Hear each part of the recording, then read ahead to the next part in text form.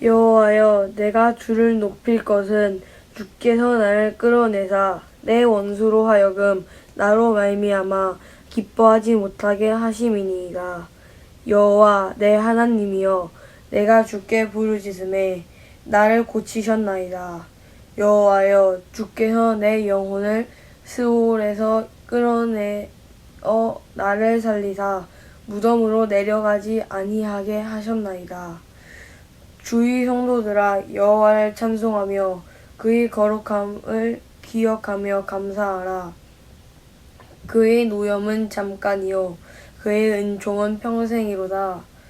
저녁에는 울음이 깃들지라도 아침에는 기쁨이 오리로다. 내가 형통할 때에 말하기를 영원히 흔들리지 아니하리라 하였도다. 여호와여, 주의 은혜로 나를 산같이 굳게 세우셨더니 주의 얼굴을 가리심에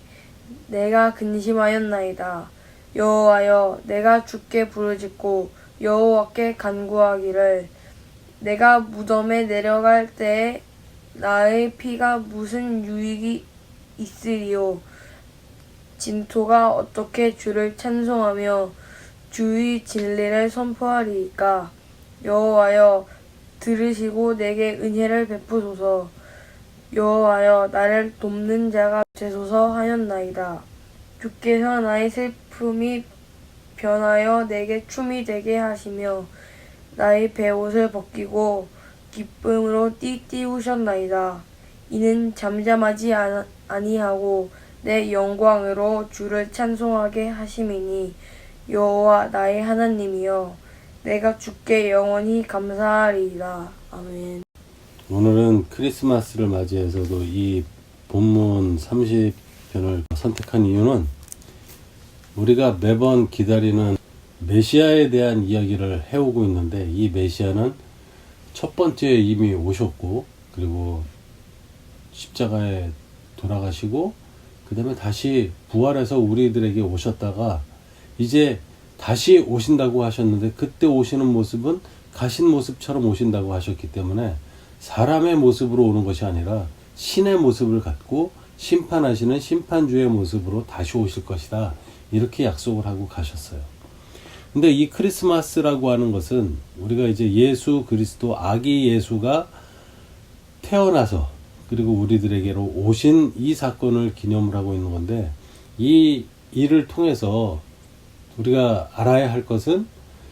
가끔 우리들이 이야기를 하던 인격적으로 하나님을 만났다 라고 하는 말이 어떤 말인지 다시 한번 정확하게 알아보는 시간을 갖습니다. 우선 인격적인 하나님을 만난다라고 하는 것은 이 예수 그리스도가 사람으로 오신 이 예수 그리스도의 입장에 있는 하나님을 우리가 보게 된다라는 이야기를 하는 것과 똑같은 이야기인데, 우리들이 가끔은 잊어버리고 나한테 친절한 하나님, 그리고 내가 살아가는 데에 있어서 친절하게 나를 안내하는 하나님, 이런 차원에서의 인격적인 하나님이다, 이런 표현을 많이 해요. 사람들끼리도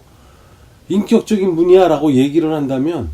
그 사람은 포악하고 성질이 나쁘고 이런 인간의 성격을 갖고 있지 않고 아주 선하고 남에게 베풀고 이런 식의 어떤 좋은 인성을 가지고 있는 사람이 어떤 자기의 성품을 나타냈을 때 인격적이다 라고 표현을 하는 경향이 있는데, 우리들이 알고 있는 이 성경 안에서 우리들에게 이야기를 하는 인격적인 하나님은 그러한 친절하고 이러한 정도의 이야기를 하는 것이 아니라,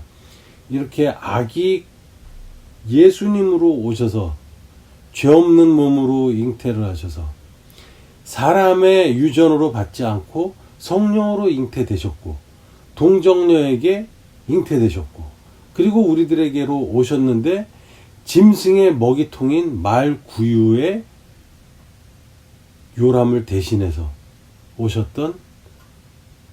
신이시지만 사람의 모습으로 오셨던 하나님, 이게 바로 인격적으로 우리들에게 다가오신 신이신 하나님인 거예요. 그래서 인격적인 하나님을 만났다라고 이야기를 하는 것은 어떤 의미에서 그 이야기를 해야 되는 거냐면, 친절한 하나님을 내가 만났습니다가 아니라 정확하게는 예수 그리스도를 내가 만났습니다. 예수 그리스도가 담고 있는 십자가의 고통과 그 고통이 나의 고통이었는데 그것을 대신 받아주셨다는 것과 그리고 그분께서 다시 살아나시고 부활하심으로써 우리들이 할 수 없었던 그 일을 통해서 예수님께서는 우리들의 죄로 인한 죽음을 생명으로 바꿔놓는 삶을 살고 이 세상에서 승천하셔서 올라가셨는데 그 일을 기억하는 것, 그러한 하나님을 만나는 것이 바로 인격적인 하나님을 만났다, 이렇게 표현을 해야 되는 겁니다. 그렇기 때문에 어떤 상황을 통해서 이렇게 내가 어려운 때에 하나님께서 이렇게 도와주셨어요, 참 인격적이셨어요 라고 얘기하는 것은 거짓에 가깝습니다. 하나님은 그렇게 다가온 것이 아니라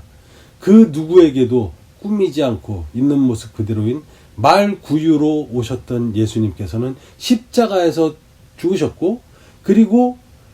돌아가신 지 사흘 만에 다시 부활하셔서 우리들에게 다시 이런 모습으로 오겠노라 그러면서 가셨는데, 가시면서 부탁하신 것은 내가 일렀던 그 모든 일을 너희들은 지켜서 행하고 너희들은 가서 세상의 모든 사람들로 하여금 제자 삼어라, 이렇게 얘기를 해주시고 가신 거예요.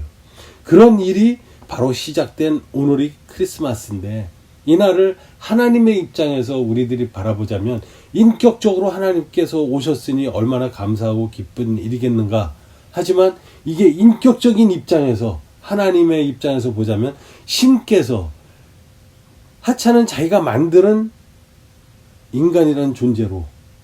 하찮은 존재로 와서 그들에게 가진 멸시를 당하고 죽을 것을 이미 다 미리 보아서 알고 있는 그 일을 행하러 오신 성자 그리스도이신데, 그 하나님의 마음은 어떠했겠는가. 근데 그 하나님의 마음도 신의 입장에서 우리의 이 죄를 사해 주시기 위해서 대신 해야겠다 이렇게 하고 오신 것이 아니라 우리들 사람의 눈높이에서 인격적으로 우리들에게 다가오시기 위해서 사람의 몸을 입고 오셨다라는 사실을 우리는 기억을 해야 됩니다. 그래서 오늘이 즐겁고 기쁘고 우리에겐 다시 있을 수 없는 이야기이고, 이 날을 통해서 이제 예수 그리스도 어린 양, 그리고 왕께서 오셨고 어린 양께서 오셨고 우리의 제물로 오셨던 순수하신 제물의 어린 양이신 예수 그리스도가 우리에게 어떠한 인격적인 입장에서 우리를 바라보고 왔는가, 그것은 각자가 생각을 해보면서 그 감사와 감동을 내 것으로 만드는 길은 그 인격적으로 오셨던 예수 그리스도가 어떤 분이신가를 이 성경이라는 것들을 통해서 배워가고 알아가는 것이 가장 중요하다는 겁니다. 그리고 오늘의 이 본문에 있어서도 세 개의 단어가 우리들에게 그 커다란 생각을 주는데, 그 중 하나가 무엇이었냐면, 그 하나님께서는 나로 하여금 기뻐하지 못하게 하시기 위해서 무엇을 하느냐면 끌어내사라고 이야기를 해요. 근데 여기에서 말하는 이 끌어내사라고 하는 단어는 단순하게 그냥 이 옆으로 끌거나 좌로 끌거나 이게 아니라 두레박으로 물을 퍼 올리는 것처럼 아래서 위로 끌어올린다라는 말, 히브리어로는 달라라고 하는 말인데, 물을 깃다, 끌어당기다, 길어 올리다, 이렇게 들어 올리다라는 뜻을 가지고 있는 이 단어를 사용하고 있는데, 이것은 구약 성경에서 4번 나오고 있다고 해요. 이것은 바로 원수들이 나를 둘러싸있는 상태에서 위로 끌어올려 버리는, 그들이 나를 어쩌지 못하게 그 누구에게도 영향을 주지 않고 나에게만 영향을 줘서 위로 쏙 쪽지게처럼 뽑아 올리는 그러한 일을 하심으로써 다른 원수들로 하여금,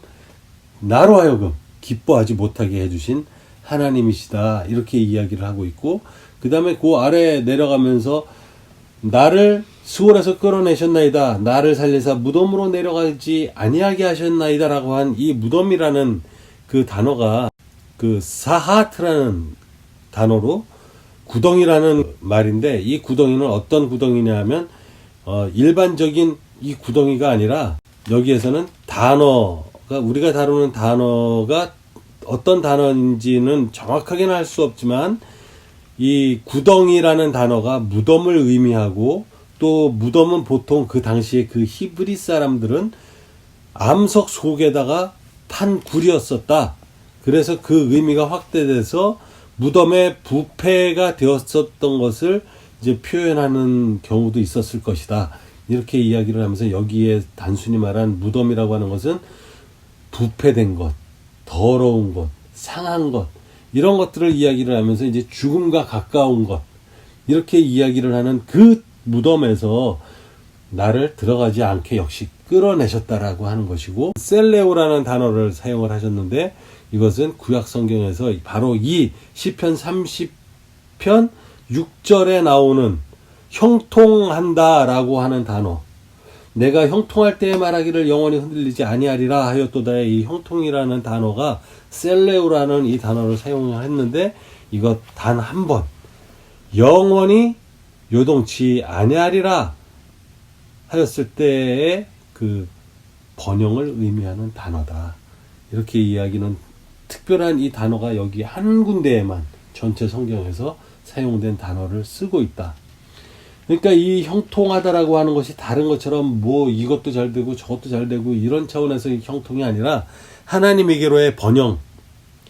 그리고 그 내가 형통할 때 말하기를 영영이 요동하지 아니하리라 하셨다라고 얘기한 이 내가 형통한 때가 어느 때냐면 바로 주님께서 나를 끌어올려 주셨을 때 나는 형통한 것이다. 이 세상에서 권세를 잡고 있고 많은 재물을 가지고 있고 모든 권력을 갖고 있다 하여도 주님께서 나를 끌어올려 주지 않았으면 나의 대적과 원수들이 나를 해칠 수 있겠지만, 주님께서 나를 끌어올려 주신 이 상태는 완전히 번영되고 형통된 것이다. 다시 말하면 앞에서 서술했었던 스올 또는 그 무덤, 죽음, 부패, 원수들의 틈바구니, 이런 것에서 나를 깨끗하게 끌어서 뽑아 올려서 들어 올려주시는 하나님의 입장,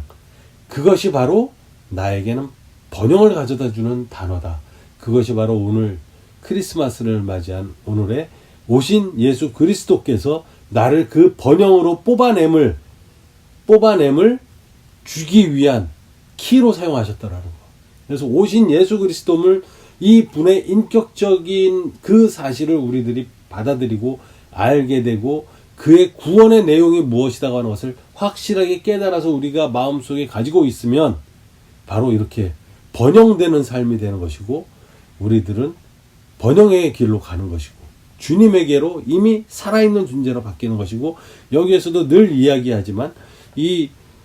내 영혼을 스올에서 끌어올린다라고 하는 것은 죽음의 상황에서 끌어올린다라는 이야기인데, 이것은 바로 예수 그리스도께서 울 수밖에 없었던 사건인 아담과 하와의 에덴 동산에서의 그 죄를 통해서 죽음으로 빠져들었던, 스올로 내려가 버렸던 짐승의 가죽을 덧입고 그 다음에 예수 그리스도의 이 후광이 올 것이다라는 예표를 가지고 있었음에도 불구하고 그의 몸들은 하나님에 대한 불순종으로 죽어버렸었던, 부패돼 버린 상태로 이 세상으로 내던져졌었던 그 삶에서 건져주시기 위해서 이제 에덴 동산에서 내쫓을 때 입히셨던 가죽옷을 예수 그리스도로 덧입혀서 우리들을 번영의 길로 이끄시는 하나님의 신비가 숨어 있다라고 하는 것을 기억하시는 삶이 되고, 그것이 바로 나의 것이 될 수 있는 방법은 인격적인 그 하나님을 바로 알아가자라고 하는 것이 오늘 2019년 크리스마스에 하나님을 기뻐하는 사람들에게 보내는 메시지입니다.